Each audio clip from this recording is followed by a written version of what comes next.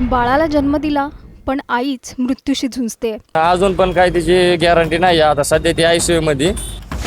Caesarean नंतर पोटात surgical साहित्य राहिल्याचा दावा। तिच्या पोटामध्ये एक हँड ग्लोव्ज आणि एक पेपर नॅपकिनचा तुकडा भेटला आम्हाला। बीड जिल्हा रुग्णालयात नेमकं काय घडलं? आई होण्याचं स्वप्न एका 19 वर्षीय तरुणीने पाहिलं आणि अखेर तिने एका गोंडस बाळाला जन्मही दिला। पण बाळाला जन्म दिल्यानंतर आईला आपल्या बाळाला कुशीत घेण्याचीही ताकद राहिली नाही। बीड जिल्हा रुग्णालयात झालेल्या सिझेरियन शस्त्रक्रियेनंतर महिलेच्या पोटात सर्जिकल साहित्य राहिल्याचा कुटुंबियांचा गंभीर आरोप आहे। यानंतर या महिलेची प्रकृती बिघडली, पोटात संसर्ग झाला आणि उपचारासाठी तिला पुण्यातील ससून रुग्णालयात दाखल करण्यात आलं। पण नेमकं काय घडलं? संध्या यांची प्रकृती इतकी गंभीर कशी झाली आणि या प्रकरणात बीड जिल्हा रुग्णालय प्रशासनाने काय कारवाई सुरू केली आहे, जाणून घेऊया या सविस्तर रिपोर्टमधून। त्यासाठी हा व्हिडिओ शेवटपर्यंत पहा आणि टाइम्स नाऊ मराठीला लाईक, फॉलो आणि सबस्क्राईब करा। वडवणी तालुक्यातील 19 वर्षीय संध्या सूरज गायकवाड यांना बाळंतपणासाठी बीड जिल्हा रुग्णालयात दाखल करण्यात आलं होतं। 1 ऑगस्टला संध्या यांच्यावर सिझेरियन शस्त्रक्रिया करण्यात आली आणि त्यांनी एका मुलीला जन्म दिला। आई आणि बाळ दोघेही सुखरूप असावेत अशी कुटुंबियांची अपेक्षा होती। पण शस्त्रक्रियेनंतर काही दिवसातच परिस्थिती बदलली। रुग्णालयातून डिस्चार्ज मिळाल्यानंतर संध्या यांच्या पोटात तीव्र वेदना सुरू झाल्या। सुरुवातीला स्थानिक पातळीवर उपचार करण्यात आले, पण त्रास कमी होण्याऐवजी संध्या यांची प्रकृती आणखी बिघडत गेली। आता आयसीयू मध्ये सिरियस आहे ते। 5-6 दिवस म्हणजे हिचं खूप 15 दिवसामध्ये 3दा ऑपरेशन झालं म्हणजे, त्याच्यामुळे ते खूप क्रिटिकल आहे। क्रिटिकल असल्यामुळे ते म्हणले काय गॅरंटी नसते म्हणले। ते पहिलं ऑपरेशन झालं त्यावेळेस आम्हाला समजलं तिच्या पोटामध्ये एक हँड ग्लोव्ज आणि एक पेपर नॅपकिनचा तुकडा भेटला आम्हाला। पुढील तपासणीत धक्कादायक बाब समोर आली। संध्या यांची प्रकृती खालावत असल्याने कुटुंबियांनी त्यांना खासगी रुग्णालयात नेलं। तिथे सोनोग्राफी आणि इतर तपासण्या करण्यात आल्या।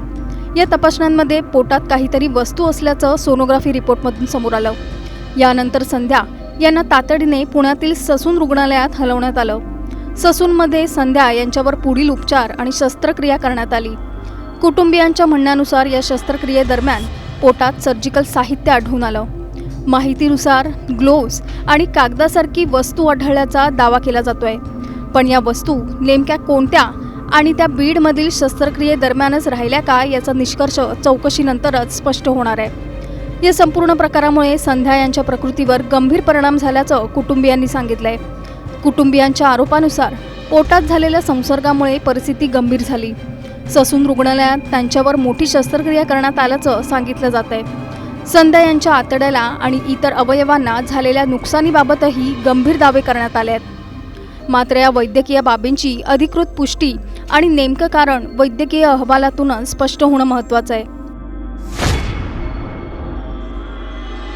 आता पण पूर्वी माझ्या आयसीयू मध्ये आहे की तिथं म्हणजे डॉक्टर सांगते आमचे प्रयत्न चालू आहेत म्हणजे, आणि तिथं पण पूर्वीच्या इथं एक सिजर झालं, तिथं गेल्याच्या नंतर 3 ऑपरेशन झालेत, परत आणखी सिरियसच आहे।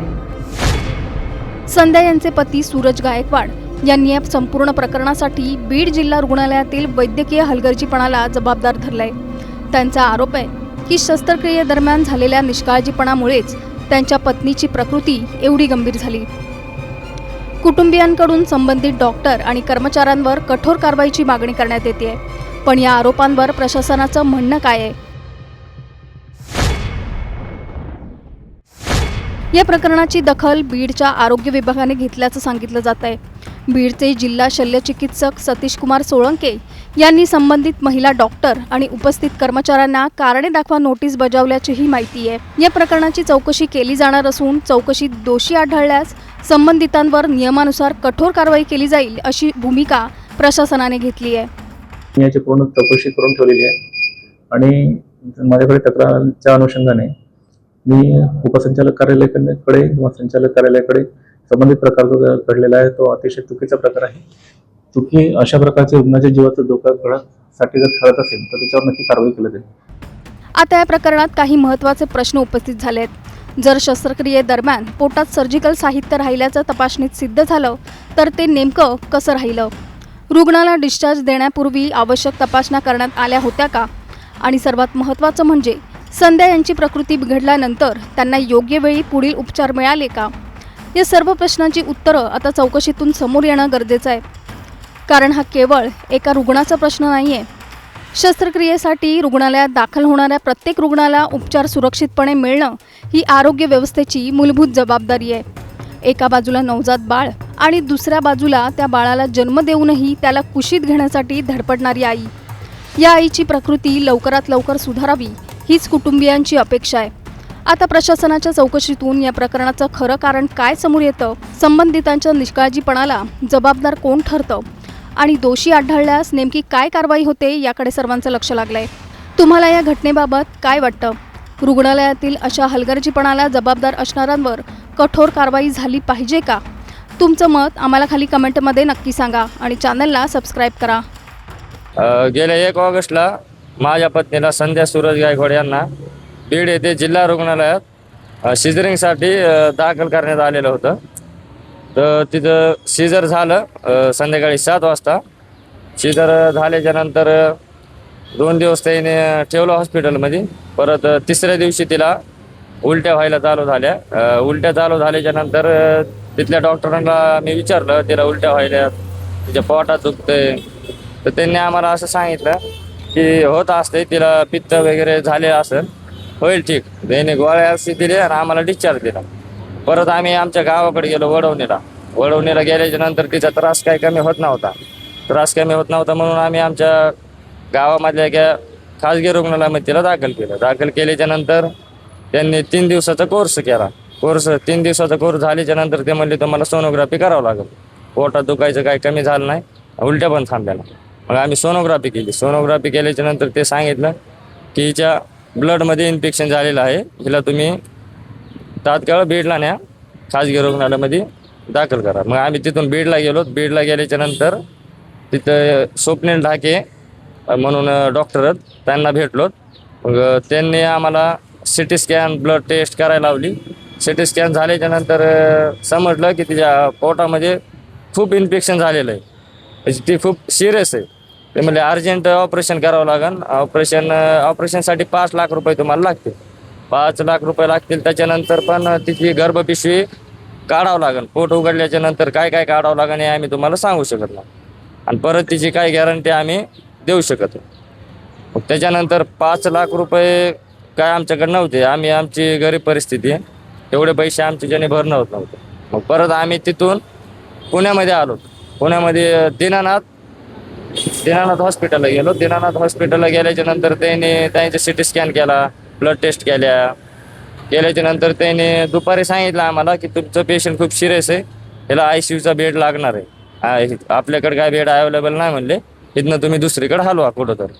मग आम्ही तिथून गेलो वायशमला गेल्याच्या नंतर वायशममध्ये पण काय ICUचा बेड नव्हता. त्याने 1-2 घंटे ठेवलं. ते म्हणले हे सिरियस आहे म्हणले, इथून तुम्ही आता हिला शेवट ससूनला हलवा म्हणले. ससूनला न्या म्हणले. मग ससूनला आम्ही रात्री 3 वाजता इथं आलो. ससूनला आम्ही गेल्या मंगळवारी आलो तिथं. ससूनला रात्री 3 वाजता आलो होतो आम्ही. आल्याच्या नंतर त्याने लगेच ट्रीटमेंट चालू केली. इथल्या डॉक्टरांनी ट्रीटमेंट चालू केली. 2 दिवस ट्रीटमेंट केली. तिसऱ्या दिवशी अर्जंट ऑपरेशन केल्यानंतर तिची गर्भपिशवी काढण्यात आली. मग 2-3 दिवस ती थोडी बरी झाली. 2 दिवस परत तिसऱ्या दिवशी तिच्या पोटात दुखायला लागलं की मग परत तिच्या आतड्याचं ऑपरेशन झालं. ते आतडे काढण्यात आले तिचे. दोनदा ऑपरेशन झालं. हा, 2दा ऑपरेशन झालं. एकतर पहिली गर्भपिशवी काढली, हा, ते आतड्याचं ऑपरेशन झालं म्हणजे ते आतडे थोडे डॅमेज झालेत म्हणले, ते काढावं लागतील म्हणले. मग आम्ही म्हणलो ठीक आहे काढा, आमच्या माणसाचा जीव वाचव म्हणलं. तर ठीक आहे म्हणले. इथल्या डॉक्टरांनी खूप प्रयत्न केले, ट्रीटमेंट हे व्यवस्थित दिली, पण अजून पण काही तिची गॅरंटी नाही. आता सध्या ती ICU मध्ये, परत अजून 1-2 महिन्यांनी परत ऑपरेशन सांगितलंय. आता काय परिस्थिती? आता ICU मध्ये सिरियस आहे. ते 5-6 दिवस म्हणले हिचं खूप 15 दिवसामध्ये 3दा ऑपरेशन झालं म्हणले. त्याच्यामुळे ती खूप क्रिटिकल असल्यामुळे ते म्हणले काय गॅरंटी नसते म्हणले, काही पण होऊ शकते म्हणले, अचानक काही पण होऊ शकतं. ते पहिलं ऑपरेशन झालं त्यावेळेस आम्हाला समजलं तिच्या पोटामध्ये एक हँड ग्लोव्ह आणि एक पेपर नॅपकिनचा तुकडा भेटला आम्हाला.